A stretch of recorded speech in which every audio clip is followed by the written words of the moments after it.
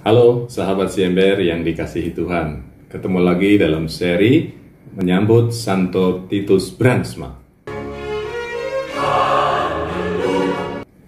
Kali yang lalu kita sudah omong tentang perjalanan formasio atau pembinaan Ano yang kemudian menjadi Titus ya, di dalam Ordo Karmel sampai menerima tahbisan. Selanjutnya kita akan cerita sedikit, melanjutkan sedikit perjalanan studi setelah tahbisan. Masih ingat kan?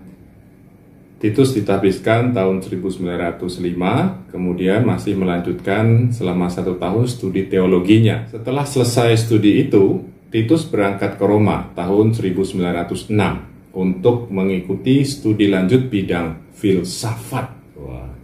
Dan tempatnya nggak kaleng-kaleng nih, Universitas Gregoriana di Roma. Selama 3 tahun dia belajar di sana, dia mempelajari bukan cuma filsafat, dia pelajari juga beberapa bidang yang lain.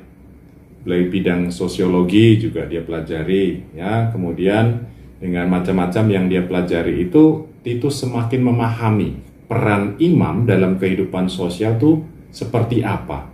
Dan akhirnya dia di kemudian hari menghasilkan tulisan-tulisan yang cukup banyak, artikel-artikel tentang gereja Katolik dan masalah sosial. Menjelang ujian doktoralnya, ya, kondisi kesehatan Titus menurun, memburuk.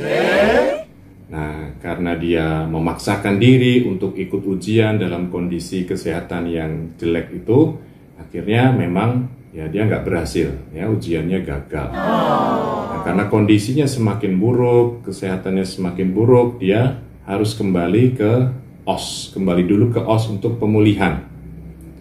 Baru kemudian awal Oktober tahun 1909